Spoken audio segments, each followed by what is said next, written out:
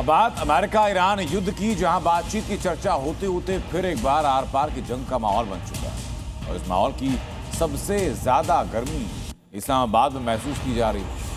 Trump का चमचा और पाकिस्तान का फील्ड मार्शल मुनीर आनन में बीजिंग क्यों पहुंचे? क्या अब अमेरिका और ईरान की डील चीन करवाने जा रहा है? इस रिपोर्ट में उसका उत्तर दें।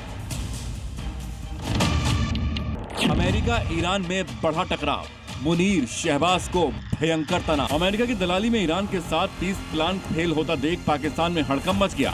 बार बार अपील के बावजूद ईरान ना तो बातचीत के लिए आने को तैयार हुआ और न अमेरिका को कोई प्रस्ताव भेजा। ऐसे में दोबारा युद्ध की स्थिति खड़ी हो गई है।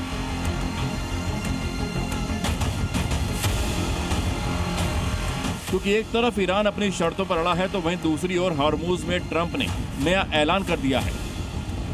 ईरान की आक्रामकता के खिलाफ ट्रंप ने शूट एंड किल का आदेश दे दिया है, यानी यूएस नेवी हॉर्मुज में बारूदी सुरंग बिछाने वाली ईरानी बोट्स को देखते ही फायर करेगी।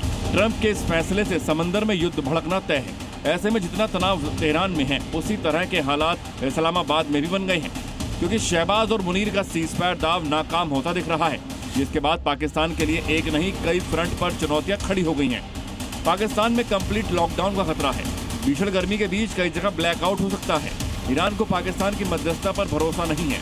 ईरान इस्लामाबाद में परमाणु मुद्दा उठने से भी चिंतित है। कुल मिलाकर पाकिस्तान को हर तरफ हार और अंधकार दिख रहा है। मिडल ईस्ट से तेल, खाद और खाने पीने के सामान की सप्लाई भी रुक गई है। कंगाली के बीच भुखमरी के हालात बन रहे हैं।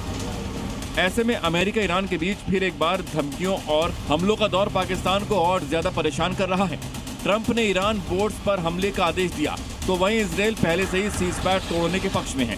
इजराइल के रक्षा मंत्री इजराइल काट्स ने कहा है कि हम एक बार फिर युद्ध शुरू करने के लिए तैयार हैं। अमेरिका और इजराइल की हलचल देख फिर एक बार मुनीर ने बीजिंग से गुहार लगाई है।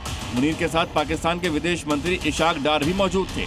दोनों ने चीन की सलाह पर एक 6 सूत्रीय फ्रेमवर्क तैयार किया ताकि ईरान को फिर भरोसे में लेकर बातचीत के लिए तैयार किया जा सके। इस 6 सूत्रीय फ्रेमवर्क में ईरान के बड़े मुद्दे शामिल किए गए, जिनको लेकर विवाद चल रहा है, जिसके मुताबिक ईरान अपना परमाणु कार्यक्रम रोके, बदले में ईरान को सुरक्षा की गारंटी मिले, युद्ध रोककर डिप्लोमेसी पर वापस लौटे, बातचीत के लिए रोड मैप बनाया जाए, अमेरिका ईरान के बीच आर्थिक सहयोग बढ़े, सुरक्षा समझौते के साथ एक व्यापारिक रिश्ता बनाने की पहल हो।